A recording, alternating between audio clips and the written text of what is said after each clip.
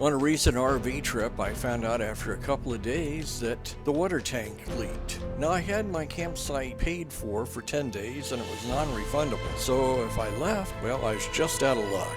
I checked around the area for RV repair places and it would be a couple of months before they could get to my coach. Well, I didn't want it to spoil my vacation, and my wife likes to take hot showers every day. So I looked up the manufacturer and the model number of my water heater. I found out it was a Suburban SW10DE. To my surprise, it was still being manufactured. So I decided to change it myself. What I had to do is procure a new water heater of the same model and manufacturer. Then I went in and took a lot of digital pictures of the old setup, the hot water heater, both from the basement, from behind, and from the front, to make sure that I knew how it was being hooked up. I tried to think of everything I needed and tried to procure it before I started this endeavor. But as in life, I didn't think of everything. I turned off the electricity, the 12 volts, I purged the propane and shut off the water, I drained the hot water heater, and in a Suburban you can do that by taking out the anno rod. I had to purge the water pressure in the whole fifth wheel, and I had to take certain precautions with the perishables I had in my refrigerator. What we're looking at here is a water heater bypass valve. Now this is on a panel which is perpendicular to the floor right next to my water heater, and it's held there by 2 or 3 screws. I had to take this out and lean it over to the side before I could start work. Otherwise, I just didn't have enough room to work on the water heater. In order to get that panel for the bypass valve out of the way far enough to where you can really work on the water heater, you'll have to take off the hot and cold water lines. Now, when you do that, you'll see that it looks different than what your new water heater is, because you have 2 small pipes extruding out of the back of your old water heater. Take those off very gingerly and note at the hot water, that's the check valve. That allows water to flow out but not flow back into the water heater. And at the bottom, that's just a pipe taking the female threads, putting it to a place where you can connect it up to your RV plumbing correctly. Now, you need to save these because you may not be able to get replacement for them locally. I know I couldn't. Even when I went back home, I had troubles trying to find replacements for these particular items. Here's a view of the new water heater before anything was installed on it. The grommet off to the left, a round black circular item there with a hole in the middle of it. It is split so you can easily put it around the rigid copper pipe, and you see the red cap there. That protects the threads. What I found was, even though I had the same exact water heater, the way the pipe angled into this connection was not the same, so I had to tweak the pipe a little bit. This next step, you can do it several different ways. The way I did it was I pushed the grommet through, I disconnected the propane flare joint, and I had another person behind in the basement of the fifth wheel, and we very carefully put the rigid copper pipe through the hole in the water heater and stored it in the basement of my RV until we were able to reinstall it on the new water heater. I know we're not there yet, but I wanted to finish off my propane segment. It is very important. After you get done installing the entire water heater with all the AC and DC and water connections, you have to check the propane fitting to make sure that it isn't leaking. You have to turn on the propane. What I did was have a spray bottle with dishwasher soap, water, to spray on that particular fitting to make sure it didn't leak. If you see a foaming action, well, you're going to have to correct it because you have a leak. We're looking straight down at the floor of the RV trailer. The strap off to the left is styrofoam, and that's the water heater. You need to disconnect this strap if you're going to pull out the water heater. Note that I have 2 screws in the bottom of the floor of the water heater here. It's because the first one didn't tighten it up well enough. I had to put the second one in, and it's probably about 3/4 of the way down. You need to get it snug, but not too snug, because you don't want it to rip the styrofoam outer housing of the water heater.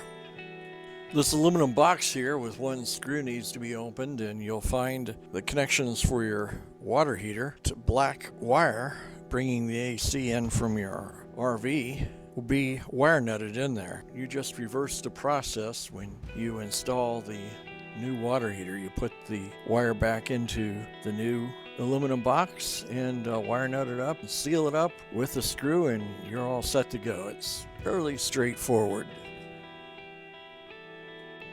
This is the 12-volt component of your water heater. It has many multicolored wires, a beige box which has electronics in it. Notice the foam bar there. It's got an adhesive strip that you have to peel off and put on the back of the electronics, so when you push it up against the wall and put the screws in at the top, it actually acts as a shock absorber. And I would have both the red wire and the other connection at the bottom already put in.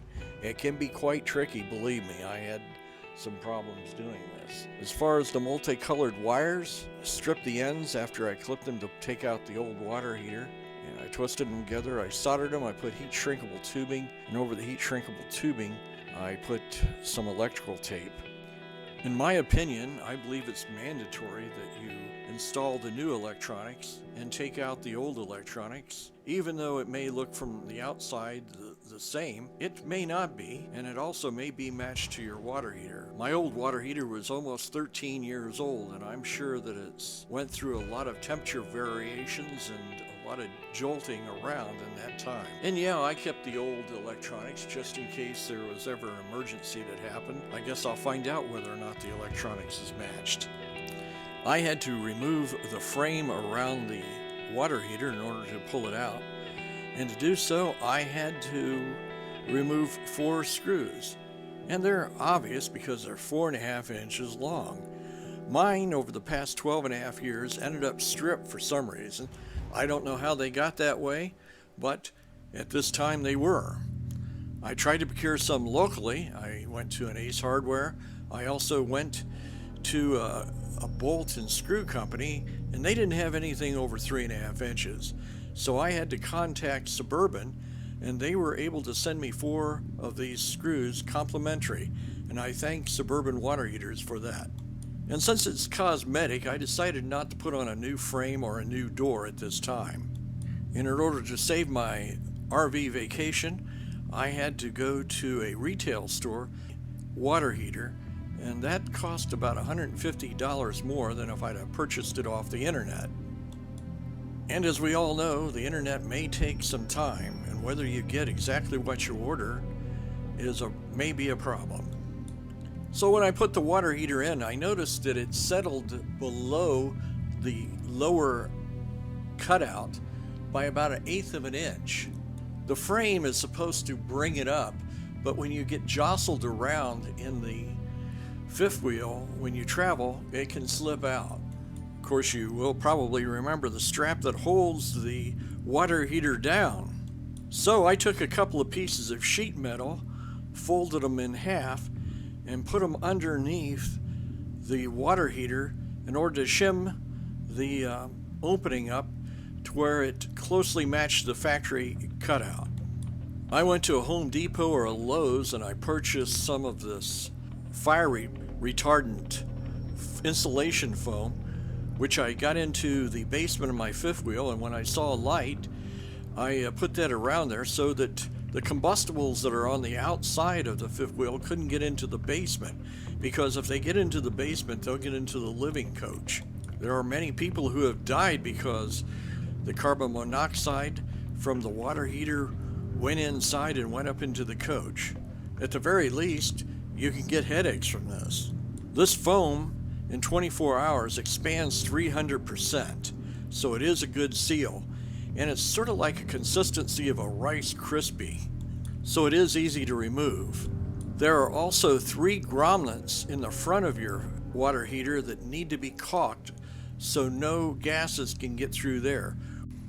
Well, when you have the new water heater installed, you should go back and double and triple check everything. Let's say that the check valve is in the hot water side and it's going the right way. Remember, the flow has to be outbound. And that you have the check valve in the hot water side, not the cold water side. They have all the wiring correctly, and the electronics is mounted on the wall above your water heater. You check the propane connection for leaks, so it's time to put water in your water heater. You got to make sure that you don't have any air in your lines, and the water heater gets filled before you turn on the electricity or the gas. After you checked everything, and if you're comfortable with it, it's time to test out the hot water heater and enjoy it. I have never been an RV repair person. I have been an electrical engineer and electronics technician in the high-tech industry. I helped my dad when I was a teenager work on his cab-over camper, and I have had 3 RVs, a 1977 Comfort trailer, a 1984 Mallard, and for the past 12 years I have owned my Alpha Idea 2000 fifth wheel. We'd like to thank everyone who joined us today, and we wish you best in RVing. This video is for educational purposes only. Either myself, myrvadventures.com, or Talavi Studios encourage you to replace your water heater while you're on the road. We always feel that you're better off to go to an authorized repair person, and we do not hold any responsibility if you do not. myrvadventures.com, Talavi Studios are all a part of Southwest Training Development Incorporated.